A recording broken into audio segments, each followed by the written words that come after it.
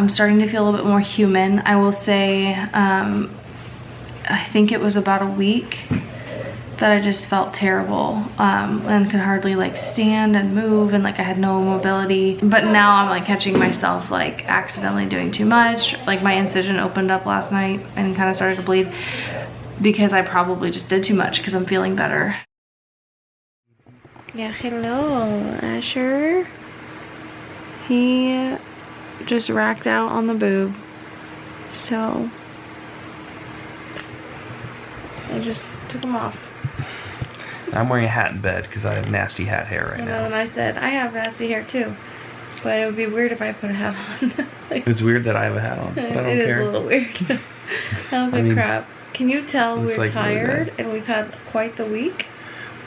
Quite the last 2 weeks? Yeah, so basically... He's 2 weeks old today. Yeah. Today's what, August 16th? Yeah. We're a little bit behind on filming this because we were supposed to film it like as it was happening, and it just couldn't happen because there was too much going on and everything went completely haywire all at once. In the last video, which you just saw the clip of, I had said apparently it's not normal for your incision to open up. And yeah, that night I went to bed, and then the next morning I woke up and all of my steri strips that were along my incision, like the little tape things that they had on, were fully saturated with blood. I had showered that day, and I think the warmth of the water encouraged blood to start to come out of me, and I didn't know why.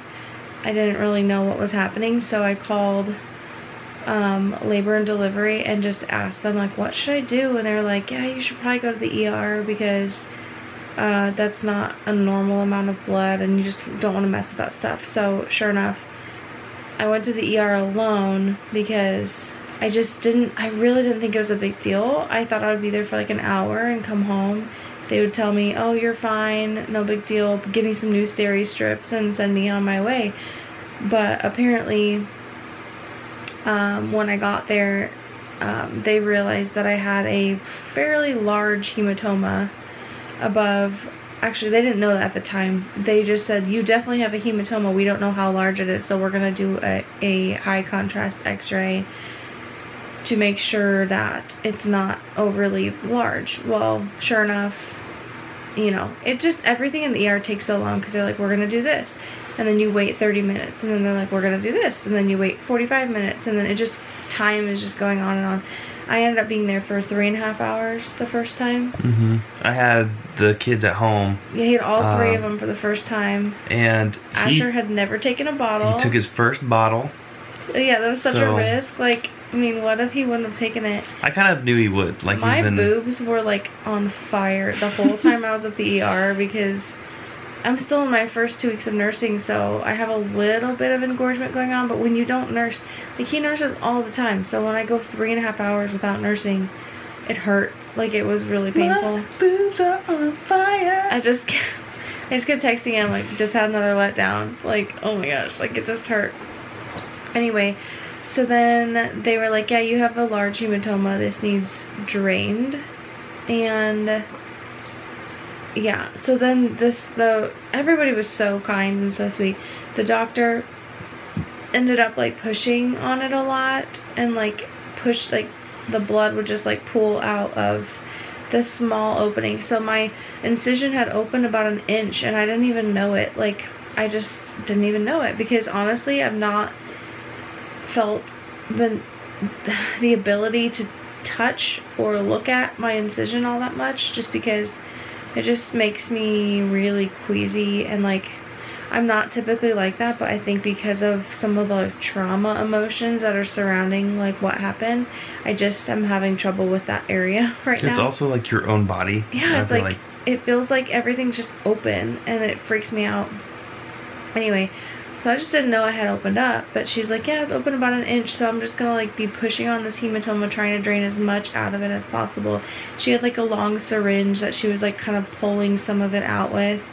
At this point I was like in some pain, but like my incision is pretty numb and you don't have a ton of nerve endings on the inside of your body cavity, so like it honestly wasn't terrible, but like I hated being alone. I hated not knowing what was happening. I knew that my incision was now compromised, and I feel like I played it pretty cool, but then on my way out of the ER, one of my closest friends I call her because she had texted me, and I just like lost it. I lost it, and I was just like, all of the emotions just came out from everything. Like this whole walk, we haven't even mentioned some of Asher's like potential issues yet on the vlog, but it's just been a lot. Like we've had a really hard couple of weeks and really heavy, and like it's hard. Not only is it hard because it's heavy, but it's hard because this is a time that's supposed to feel like my baby's here, like like meet your brothers and like happy times. It's all supposed to happen naturally. You're supposed to be like feeling pretty good by now.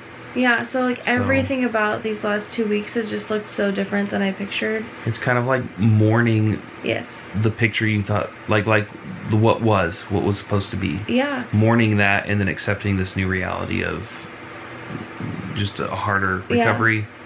And I keep thinking, like, if it would have just happened the way it was supposed to, ... Like, and that's not a very healthy mentality, but it's just where my brain keeps going. It's been really hard to not think that way. Every time I feel pain or frustration or irritability just because I can't be with my kids or I can't do what I was supposed to do, I find that I'm very angry inside about a lot of it. But I'm gonna do a whole separate video on like C-section recovery and like just the emotions that I've been kind of walking through. But this video is about the ER visits. So back to plural. that. Oh yeah, because there's more than one. Okay, so I get home from the first one, and I kind of felt like lost. Like I the next day they had scheduled me like a quick visit with my doctor to follow up so she could check it out. So the next day I go in, I just didn't really know what was happening. I knew I had a hematoma, so I did some Googling, of course. And my doctor did the same thing. She pushed on my wound, and then she packed it just like the nurse or the doctor did at the ER. And then she said, all right, you and Zach are gonna have to pack this wound until your next appointment or something. Yeah, my next appointment at my 2 week follow-up. So this was what, Thursday or Friday? My next appointment wasn't until Monday, which was today. So which she like, neither of us are medical people. We don't know what I'm we're really doing. Not, and I don't like this stuff. Like what? In fact, I just like tomorrow when you're seeing this video, I have a whole other video edited already where we'll drop tomorrow where you can see kind of what I had to do a little bit. It's comical. I have a hard time not laughing because it hurts to laugh, and I'm like cracking up because you're like gonna pass out any second, like doing this. So yeah, she hands me 4 gauze pads. It'll be a fun video. Yeah. So subscribe if you're not. Stay tuned. Hit that bell. The YouTube things.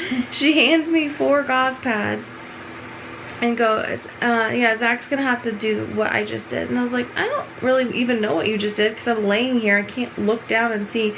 Anyway, it was just totally crazy. So we get home. I'm just kind of distraught at this point because I know my body is open and there's stuff in my wound, and that just freaks me out. So I text my nurse friend that's in our small group, and she's a labor and delivery nurse, and so she's pretty familiar with a lot of this stuff. And I sent her pictures, I sent her just information. She's like, I sent her a picture of my wound from like day 4, and she was like, if you would have sent me that when you were day 4, she's like, I would have told you to go to the ER. I had so much swelling, so much bruising. My incision was not normal. Like, there was not normal things happening from the beginning. And even in the hospital, I had some bleeding. Do you remember that? They were like, we're gonna keep our eye on this. It was that spot. I've had a trouble spot the whole time that just has been bleeding just little bits. And sure enough, it's because this hematoma was forming and just nothing was like healing the right way. So she came, we did a whole video on kind of what came of that, but then there was a second ER visit that's happened since then, and since we filmed the video that's going to come out tomorrow.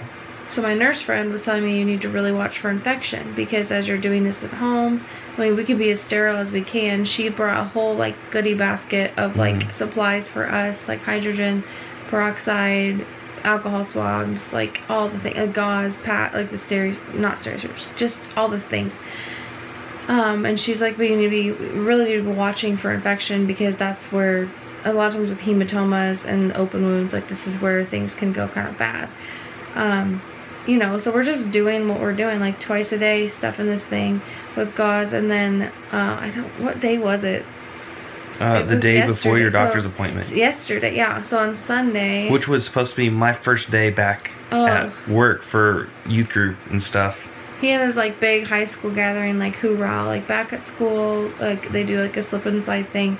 So you had to be there early to set up. So like it was just a really crazy day. So I wake up in the night before, you unpacked my wound and you were like, it's not even full, it's not even saturated. And then you're like, wait a second, and we look closer and it's like, that's pus. And that was like the first thing that people said to kind of like look for, was making sure that your wound doesn't turn to pus.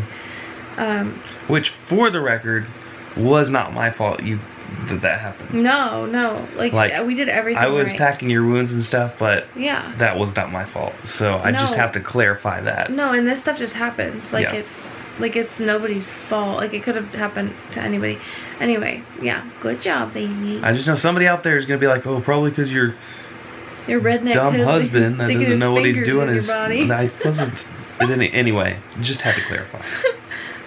So I'm like laughing, but like honestly, like I've cried so many times in the last few days. Laughing because like, that's all you can do. Yeah, okay.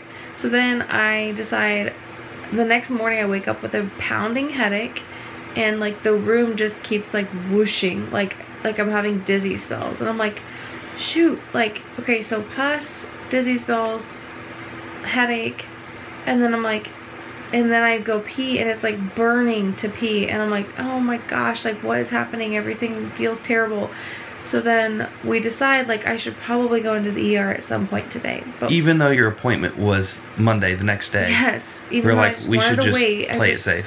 Just wanted to play it safe, because people say you can go septic, go into sepsis, whatever it's called, like really quickly with like large wound infections. So I called my close friend that I had like poured my heart out to a few days earlier, or I texted her and I was like, is there any way you can watch the kids, because I just didn't want to go alone again. I think that's what made my emotions get so like stressed out, like just I felt too much being alone walking through that. So of course she was very willing. So after church she came and watched the older two boys while we took Asher, and Zach was with me. We went to the ER again, I think around like 11.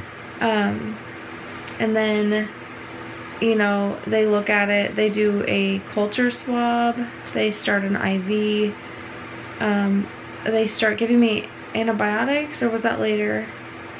They put you on the antibiotics. They put me on an IV antibiotics, like heavy, like hard antibiotics, like really aggressive. And then while we're waiting, so my head starts to like tingle, and I'm like, you're having a reaction to this is just like maybe how it's making, because sometimes when they inject something in your IV, it makes your head feel fuzzy, or like you can feel it in your veins kind of. And so I was just thinking like, no big deal. And then suddenly my scalp starts to itch, and I'm like, oh, you turn like beet red, really itchy, and then my face is like bright red, and you were like the color of a tomato. Yeah, and then I'm like on fire, and then suddenly it's like creeping down my neck and onto my chest, and I'm like, if this gets down to my incision, like it's hard not to scratch. I like at one point my lips felt kind of tingly, so I like rubbed them together, and then they suddenly were like itchy. Like it was like a crazy, I've never had a reaction like that to anything. And anyway, so then I'm like hitting the call button, like I think I'm having an allergic reaction to this. And then they're like, okay, we'll go get you Benadryl. I was like, yeah, okay. And then he's gone for like, what, 10 minutes? It was 5 minutes, but yeah. It felt like 30 minutes. I started to panic because it was getting so intense. Like I literally felt like my head was just gonna burst. Like it was terrible. And so then I hit the call button again, and I'm like, I'm starting to freak out. Like, this is not good. So then he like comes in and pushes the Benadryl into my IV, and then like within a minute I was like, oh my gosh, like so much relief. But I'm like, of course I would have an allergic reaction to the antibiotic that's supposed to be helping my wound. Like it just like it's so much. I feel like everything is going wrong. Okay, so then they ordered a CT, but then they canceled the CT, and then they told me the doctor was going to come. They said they were going to check us into OB and admit me, but then they couldn't let Asher come upstairs. They were trying to coordinate everything, so they just all this ended up COVID stuff. They ended up just coming down, and yeah, the doctor and her nurse, which was our nurse in the hospital, so she recognized us. They came down with their like suction tubes and all that kind of stuff, and like it's like a dentist tube. It's a surgical suction, but like it looked like a dentist tube to me. I'll play some audio from that because it was like drinking a slushie, like obnoxiously, except it wasn't a slushie. It was your abdomen, and it was this machine going.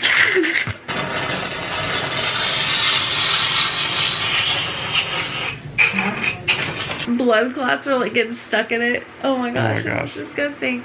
So yeah, she's doing that for like what, 5 minutes, and there's just like clot after clot going into this tube, and I can like feel it exiting like as it's leaving. It's just the weirdest thing to like experience, but of course like so much relief too, because that was the thing too, is my whole abdomen above it was like swollen.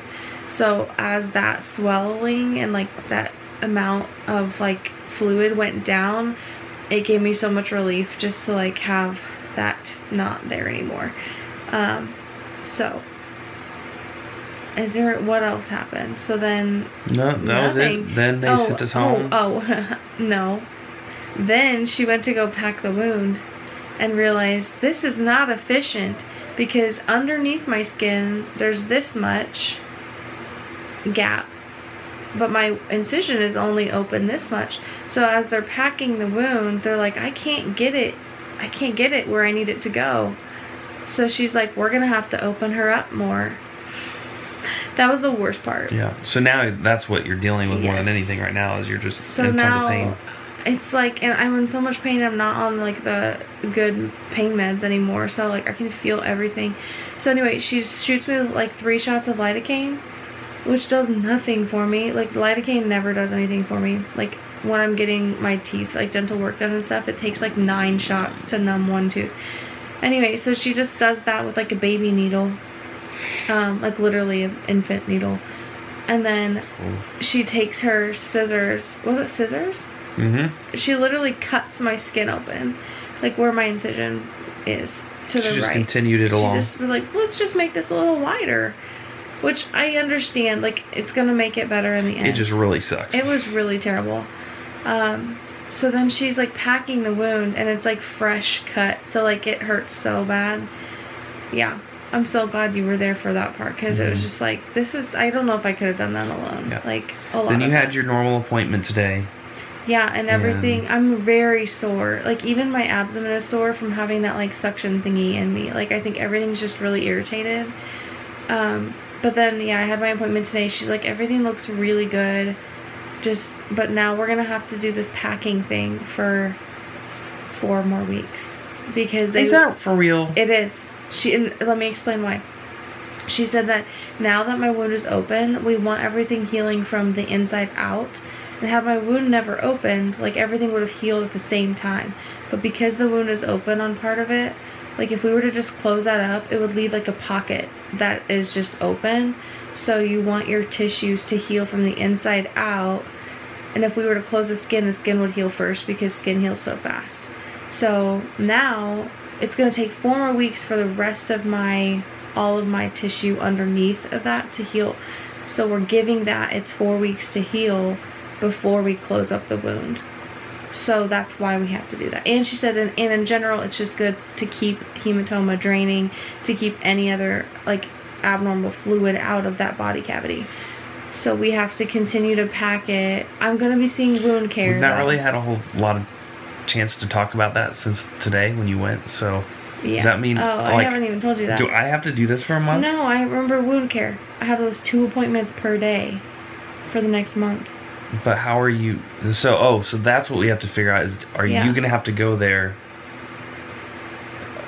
or are they gonna come here? Is that what you're waiting I'm on? gonna beg. I'm gonna get on my knees and say, can you please send me a home health care? You're gonna get on your knees on the phone and be like, I don't even know. I'm just gonna start crying or something. Yeah, I'm postpartum and I have an infant and 2 toddlers. I cannot, like, and a working husband. and your husband has like, to work. I don't know how they expect me to come in Oh, twice and they a have day. COVID rules where you can't bring your kids. Yeah, which, So like, yeah. it's So a anyway, mess. that's like the next step is just packing the wound for 4 weeks as the rest of me heals. I have a feeling that I'm gonna have to do it more Probably. than not. I think that you'll have to do it once a day. Okay. I think I can handle once a day. Yeah. But I mean, this isn't pleasant for me either. Like, I don't like sitting here with my wound open. Like, it hurts. And I it's just not don't pleasant. trust that I do as an I efficient agree. job. I actually agree as I'm feeling other people do it. So, yeah, we have to be dealing with all of that. I'm just frustrated that, like, this is setting my healing back, because then I'm gonna have to wait again for my incision to heal after all of that. So I'm thankful that the skin heals the fastest, but man, I am just, it makes showering hard. Like, and I don't even know what I'm allowed to do yet. My doctor said that I'm gonna have to wait on what they say, what wound care says about showering before I shower. So like, I can't even shower. It's been days, and it's like, things are getting rank. I don't smell you, so. That's good. But I mean, I've been doing my little sponge baths, but. Your whore bath. That's what you call it. Disgusting. It is what I call it. Anyway. Take a rag and just like. We're laughing a lot more than I anticipated in this. It's honestly been really stupid and annoying, and I just can't process all of the crap that's happened in the last 2 weeks. And we're extremely sleep deprived. Yeah. In the midst of all of it. I wouldn't say extremely. He's been doing pretty good the last 2 Right, weeks. but I mean, we're not getting our usual, Yeah. like, I don't know. 12 hours. I'm just kidding. I woke up so many times last night to either him or our firstborn was down there crying. Yeah. Like, because he dropped his lovey. It's like, you can get out of bed and get it. He's like, okay. I was like, you just. Yeah, we're just tired. So, prayers appreciated, honestly. We just really need to get through this next month with our heads on straight without going completely bonkers. Our boys are starting to feel the weight of this, I think. And that's hard. You know, Zeke's been coming up to me like, can I just lay with you? And I can tell he's really emotional lately. I can tell you're on your last, like, straw. Like, you're losing patience real fast lately, which I get it. Like, I do. I live it every day. It's just, it's a lot. And then, like, balancing a newborn that's nursing all the time, and he's got a lot going on. And my brain hasn't even really been able to touch that yet, because it's just, I've been so, that's the thing too, is I hate being so self-focused in a season where I feel like I should be pouring out to my children, and it feels like I'm only able to think about pain because I'm in so much pain. The pros of our situation is we're surrounded by a great church community. We've got lots of friends that I highly recommend it. We've got, again, like, our nurse friend is in our small group that's come and helped us. We've got other people that are doing ministry with us, with the students that come and help with childcare while we can take care of some other things. Neighbors who have helped us, and so many meals. I'm so thankful. People have brought us lots of meals. Our meal train completely Your family filled up. has been super awesome. They've been able to come a couple of times from a couple hours away to just help. First week, like, they did so much, and they took care of a sick kid. I've never even had to take care of Ezra when he had diarrhea, but they had to. Sorry. Yeah. So, all that to say, like, as sucky as it is, like, God is really providing in some cool ways, and I don't know where we'd be without our community. Anyway. For sure. So. It kind of feels like a series of unfortunate events. Like, for real. Yeah. Think about it. Like, from the time we were discharged, like, Ezra had, like, a stomach bug. And then, like, we've just had dumb things happen. Like, our sink is clogged in our bathroom and we can't freaking figure it out. Our kitchen sink busted open. Like, started trickling water the other day, like a lot of water. Our dishwasher rack, the top rack broke. Lilo, our girl cat, is missing. She's somewhere. We don't know where she is, and I hate that. They're outdoor cats, so I know that like that's kind of the nature, but it just. But she's never wandered off for like she's a week never at a done time. That. Yeah, I miss her, and I don't even really like see her. It's just sad. I miss seeing her, you know. And then, oh, and then Zeke got the same stomach bug that Ezra had, and like so this whole last week he's like in the midst of these ER visits, like all that kind of stuff. He's been dealing with that. Now he had it much more mild, I think. Even though he was more emotional about it. Yeah. But yeah, just one thing after another. Like it's been really hard. Yeah, I feel like there's more things, just like those little things that just like break, and you're like, God, like why now? I really feel like we're just being tested, and I don't know. I'm just really trying to stay grateful in the midst of it. Sometimes I just have to stare at him when I'm feeling really sad or like down, because yeah, me. Yeah, he's like, yeah, me. He's seriously like the sweetest. He's a really good guy. He's a really good baby. All babies are good, but not all babies sleep. So he's a really sweet boy. So that kind of updates on the first 2 weeks of his life. And it's going great. Happened. And like I said, there's some stuff that we filmed that is come out tomorrow that we just recapped. Stay tuned. But also thankful we have a bed that's basically a glorified hospital bed. Yeah. God knew 5 years ago when we bought this Tempur-Pedic that we needed the adjustable base. We had some friends with an extra TV, so we've been just like binging Harry Potter while we're like, there's some positives here. Yeah. Good stuff. Anyway, we need to end this. This got way longer, but I think it's good because we'll remember it. Yeah. I wanted to rehash all the details so then I don't forget them. My brain's very fuzzy, so. Yep. Okay, well, see you tomorrow. Wait, that was a terrible ending.